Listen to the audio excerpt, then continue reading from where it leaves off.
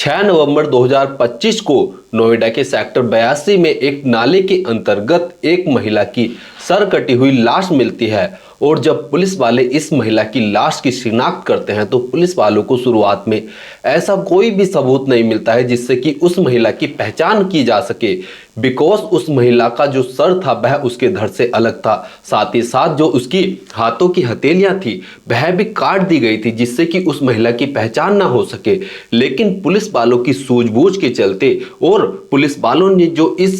Case को सुलझाने के लिए अपने घोड़े दौड़ाए, उसके चलते जो है इस पूरे मामले का जो है खुलासा कर दिया जाता है। और इस पूरे मामले के खुलासे के चलते जो है जो उस महिला का एक प्रेमी होता है वही उस महिला का हत्यारा होता है। दरअसल दोस्तों यह जो सच्ची घटना है यह नोएडा से सामने आई है। नोएडा के ही सेक्टर 82 में यानी कि 82 में जब कोई व्यक्ति एक सड़क किनारे से गुजर रहा होता है तो उसको एक गंध आती है जिसके चलते वह काफी ज्यादा परेशान होता है और वह उस गंध का पीछा करते हुए जब नाले की ओर देखता है तो उसे नाले के अंदर से एक ऐसा भयावह दृश्य दिखाई पड़ता है जिसकी किसी ने कल्पना नहीं की होगी। और वह व्यक्ति अन्य राहगीरों को रोककर जो है वहां पर भीड़ लगा देता है। इसके साथ ही साथ वह पुलिस वालों को भी फोन करता है और पुलिस वालों को बताता है कि इस नाले में जो है एक सर कटी हुई लाश पड़ी हुई है। अब पुलिस वाले भी मौके पर पहुंचते हैं और उस सब को जो है अपने कब्जे में लेकर उसका पंचनामा कर पोस्टमार्टम के लिए भेज देते हैं और अपनी एफएसएल की टीम को बुलाकर उस जो घटनाक्रम होता है वहां पर जांच पड़ताल करना शुरू कर देते हैं जिससे कि इस महिला की कोई पहचान हो सके। लेकिन दोस्तों जो शव पुलिस को मिला होता है वह सर कटा हुआ शव पुलिस को मिला होता है और उस सब के हाथों की जो हथेली होती है वह भी कटी हुई होती है जिसके चलते पुलिस वाले इस सब की जो है पहचान नहीं कर पा रहे होते हैं। लेकिन पुलिस वालों को यह पता चल जाता है कि यह एक महिला का शव है और पुलिस वाले जब उस महिला के धड़ की जो है बारीकी से गहनता से जांच करते हैं तो दोस्तों जो पैरों में बिछवा पहने जाते हैं उसमें से एक बिछवा जो है पुलिस वालों को मिल जाता है जिसके बाद पुलिस वाले उस बिछुए को जो है एविडेंस के तौर पर अपने पास रख लेते हैं। अब पुलिस वाले जो होते हैं वह जहां पर महिला के शव मिला था वहां पर जो उस रोड पर आने वाले जो सीसीटीवी कैमरा लगे होते हैं उनकी जांच करना शुरू कर देते हैं और लगभग 5000 सीसीटीवी कैमरा तलाश करने के बाद पुलिस वाले 1100 ऐसे वाहनों को आइडेंटिफाई करते हैं जिससे कि पुलिस वालों को शक होता है। अब दोस्तों पुलिस वाले उन सभी बसों को जो उन वाहनों के ड्राइवर होते हैं जो उनके मालिक होते हैं उनसे बातचीत करते हैं। साथ ही साथ इन वाहनों में से 44 ऐसे वाहन मिलते हैं जिन पर पुलिस को शक जाता है। अब दोस्तों एक बस उस जगह से अपनी लाइटों को बंद कर जो है वहां से गुजरती है जिसका जो नंबर होता है वह यूपी 16 KT 0037 होता है।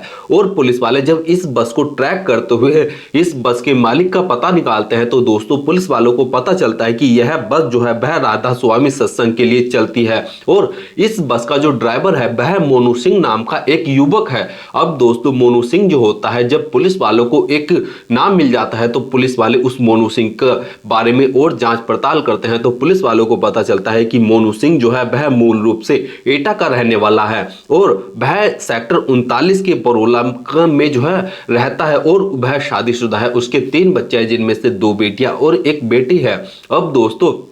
पुलिस वाले जब इस मोनू नाम के शख्स के घर पर पूछताछ करने के लिए जाते हैं तो मोनू अपने घर पर नहीं मिलता है। जिसके बाद पुलिस वाले जब आसपास के लोगों से पूछताछ करते हैं तो पुलिस वालों को पता चलता है कि जो मोनू है उसके कुछ दिनों से जो उसका व्यवहार है वह बदला बदला लग रहा है और वह जो है ऐसा लग रहा है कि जैसे उसने कुछ गुनाह कर दिया हो। अब दोस्तों जो पुलिस वाले होते हैं वह जब मोनू के बारे में और ज्यादा जांच पड़ताल करना शुरू करते हैं तो यहाँ पर पुलिस वालों को पता चलता है कि जो मोनू है वह एक महिला के साथ जो है अवैध संबंध में है और वह महिला जो है इसके घर से लगभग 300 मीटर की दूरी पर रहती है और वह महिला जो है अपने पति से अलग रहती है और उसके भी 2 बच्चे हैं और उस महिला का नाम है प्रीति यादव। अब दोस्तों जैसे ही पुलिस वालों को एक महिला के बारे में पता चलता है तो पुलिस वाले जो है जो उस सबके पास से पांव के बिछवे मिले होते हैं उनकी जब पुलिस वाले उन गांव वालों को जो कि बरोला के निवासी होते हैं उनको दिखाते हैं तो दोस्तों उनमें से कोई व्यक्ति जो है इस चीज की पहचान कर लेता है कि यह जो बिछवे हैं यह वास्तव में प्रीति यादव के ही हैं। अब दोस्तों पुलिस वाले प्रीति यादव के कमरे में जाते हैं तो वहां पर प्रीति यादव के दोनों बच्चे होते हैं। अब दोस्तों पुलिस वाले प्रीति यादव के बच्चों से पूछताछ करते हैं तो वह बताते हैं कि मम्मी तो 4 नवंबर की शाम से ही जो है अपने घर से निकली हुई थी और उसके बाद वह वापस लौटकर नहीं आई है। इसके बाद पुलिस वाले उन बिछुओं को दिखाते हैं जो सबके पास से मिले थे और उन बिछुओं को देखकर जो बच्चे होते हैं वह बताते हैं कि हाँ, यह हमारी माँ के ही बिछुए हैं। अब पुलिस वालों को जो शक होता है वह यकीन में बदल जाता है कि हो ना हो मोनू सिंह का इस मर्डर से कुछ ना कुछ लेना है और जो प्रीति यादव है, जो हमें शव मिला है, वह प्रीति यादव का ही है। अब पुलिस वालों को जब पता चल जाता है कि यह शव किसका है और इसका हत्यारा कौन हो सकता है, तो पुलिस वाले हत्यारे की तलाश में जुट जाते हैं। अब दोस्तों, जो हत्यारा मोनू सिंह होता है वह पुलिस की गिरफ्त से बाहर चल रहा होता है और पुलिस वाले जो है इस पूरे मामले को सुलझाने के लिए 9 टीमों का गठन करते हैं, जिनमें से सभी टीमों का अलग अलग कार्य होता है। कोई सीसीटीवी कैमरा देखता है, कोई वाहनों की चेकिंग करता है,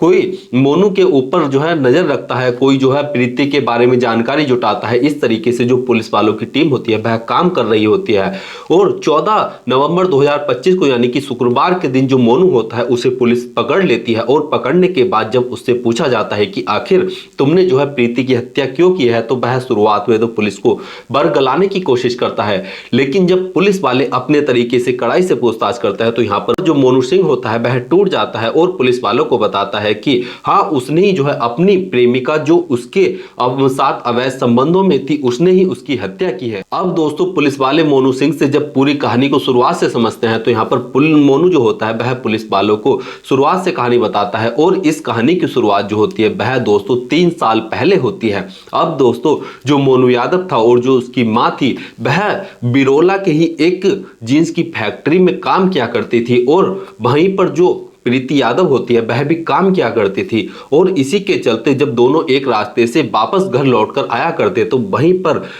जो मोनू की माँ होती है और जो प्रीति होती है दोनों की मुलाकात होती है और मुलाकात जो होती है धीरे धीरे घर तक पहुंच जाती है और दोनों का ही एक दूसरे के घर पर आना जाना हो जाता है। अब दोस्तों, प्रीति जब मोनू के घर पर आया करती थी तो इन दोनों की भी बातचीत हो जाया करती थी और दोनों को ही जो है एक दूसरे से बहुत जल्द प्यार हो जाता है और दोनों ही अवैध संबंध में आ जाते हैं, जबकि दोनों को ही दोस्तों पता होता है कि दोनों ही शादीशुदा हैं, दोनों के ही बच्चे हैं। लेकिन यहाँ पर ये जो अवैध संबंध होता है यह कम होने की बजाय बढ़ता जाता है और बढ़ने के चलते जो है जो प्रीति थी और जो मोनू था वह एक साथ रहने लगते हैं और दोनों के बीच जो है काफी ज्यादा नजदीकियां भी बढ़ जाती हैं। अब होता यह है कि जैसे ही समय बीतना शुरू होता है और जो प्रीति होती है वह मोनू के ऊपर शादी का दबाव बनाने लगती है, साथ ही साथ वह मोनू से पैसों की डिमांड भी करा करती थी। यहाँ पर जो शुरुआत में मोनू होता है वह प्रीति को जो है शुरुआत में उसकी पैसों से सहायता करता था और अन्य तरीकों से भी सहायता करता था, लेकिन प्रीति की डिमांड जो है लगातार बढ़ती जाती है और वह मोनू से ज्यादा लगभग 5-6 लाख रुपए तक की डिमांड करना शुरू कर देती है, जिसके चलते जो मोनू था वह काफी ज्यादा परेशान होने लगता है। और अब बात यहां तक आ जाती है कि दोनों के बीच जो है लड़ाई झगड़ा इतना ज्यादा बढ़ जाया करता था। जो प्रीति थी वह अक्सर मोनू से कहा करती थी जो तुम्हारी 2 बेटियां हैं मैं उनसे गंदा काम कराऊंगी, उनके बारे में जो है अपशब्द बोला करती थी, जिसके चलते मोनू को जो है बार बार गुस्सा भी आ जाता था, लेकिन वह अपना गुस्सा पी जाता था। और इसी के चलते जब बार बार प्रीति मोनू को परेशान कर रही थी, उस पर दबाव बना रही थी, तो मोनू जो होता है वह प्रीति से छुटकारा पाने का एक प्लान बनाता है और इसी प्लान के चलते 4 नवंबर 2025 को जो मोनू होता है वह एक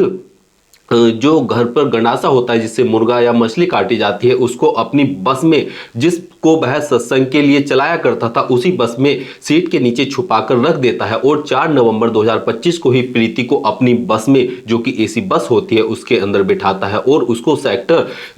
जो 82 होता है वहां पर घुमाने के लिए ले जाता है। शुरुआत में तो जो मोनू होता है वह एक होटल से अपने लिए पराठा और जो उसकी प्रेमिका जो प्रीति यादव होती है उसके लिए मैगी लेकर बस के अंदर चढ़ जाता है। दोस्तों, एसी बस होने के कारण उसके शीशे डार्क होते हैं और अंदर से पर्दा भी लगा होता है, तो बाहर के लोगों को अंदर के बारे में कुछ पता नहीं होता है। तो इसी के चलते जो मोनू यादव था वह जब प्रीति को मैगी खाने के लिए देता है तो यहाँ पर प्रीति जो होती है वह मैगी खाने के लिए मना कर देती है, जिसके बाद दोनों के बीच एक बार फिर से लड़ाई झगड़ा हो जाता है और फिर से जो प्रीति होती है वह मोनू और मोनू के बच्चों के बारे में जो है गलत अपशब्द बोलती है, जिसके चलते जो मोनू को काफी ज्यादा गुस्सा आ जाता है तो वह अपने छुपाए उस गंडासे को निकालता है और एक ही बार में वह इतनी तेजी के साथ प्रहार करता है कि जो प्रीति का धड़ होता है और जो उसका सर होता है वह एक ही बार से अलग हो जाता है और बस के अंदर गिर जाता है। यहाँ पर बाहर के लोगों को कुछ पता नहीं चलता है। अब दोस्तों जो मोनू होता है वह उस बस के अंदर पहले से ही कुछ ऐसे सामान लेकर गया था जिससे कि वह इस लाश को जो है छुपा सके। अब दोस्तों जो मोनू होता है वह प्रीति के कपड़ों को उतारता है और अपने इस गुनाह को छिपाने के लिए जो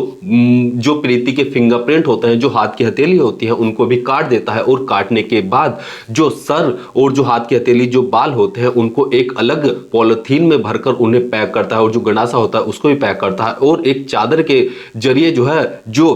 प्रीति का नग्न अवस्था में उसका शरीर होता है उसको एक चादर में लपेटता है और एक सुनसान जगह देखकर जहां उसने पहले से ही डिसाइड किया हुआ था कि वह प्रीति की लाश को कहां पर ठिकाने लगाएगा, वहां पर एक नाले के अंदर गिरकर बस को जो है गाजियाबाद की ओर ले जाता है। गाजियाबाद में ही एक सिद्धार्थ नगर कर एक सूखा नाला पड़ता है जो कि रेलवे स्टेशन के पास है। वहां पर जाकर वह जो प्रीति का सर, उसके हाथों की हथेली और जो गंडासा होता है, जो बाल होते हैं और जो अन्य सामान होता है, पहले तो उसे अपनी बस से कुचलता है और कुचलने के बाद उसको वहीं पर फेंक कर जो है अपने घर वापस आ जाता है और अपने घर आने के बाद वह अपनी बस को अच्छे से धोता है जिससे कि उसके किए गुनाह के बारे में किसी को कुछ पता ना चले और उसके बाद वह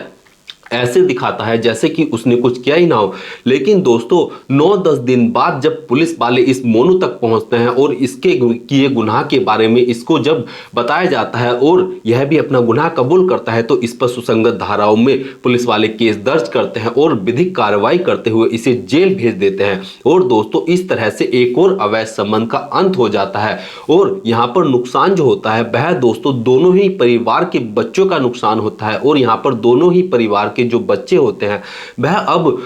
जो प्रीति के बच्चे हैं उनके सर से उनकी मां का साया छिन गया, क्योंकि दोस्तों प्रीति जो थी वह अपने पति से अलग रहा करती थी। अब दोस्तों उसके बच्चों को देखने वाला कौन रहेगा। और वहीं पर जो मोनू सिंह था वह पहले से ही शादीशुदा था, उसकी पत्नी थी और उसके 3 बच्चे थे और अब उनके बच्चों का भी फ्यूचर कैसा होगा यह सोचने वाली बात है। और सबसे बड़ी हैरान करने वाली बात यह है कि अगर मोनू को प्रीति से पीछा ही छुड़ाने चाहता था तो वह पुलिस का सहारा ले सकता था, कानून का सहारा ले सकता था, ना कि इस तरह से गुनाह का जो उसने गुनाह किया है इस चीज को करता। दोस्तों इस पूरे घटनाक्रम को सुनाने का उद्देश्य किसी की भावनाओं को ठेस पहुंचाना या दुख पहुंचाना नहीं है, बल्कि जागरूक करना है, सचेत करना है।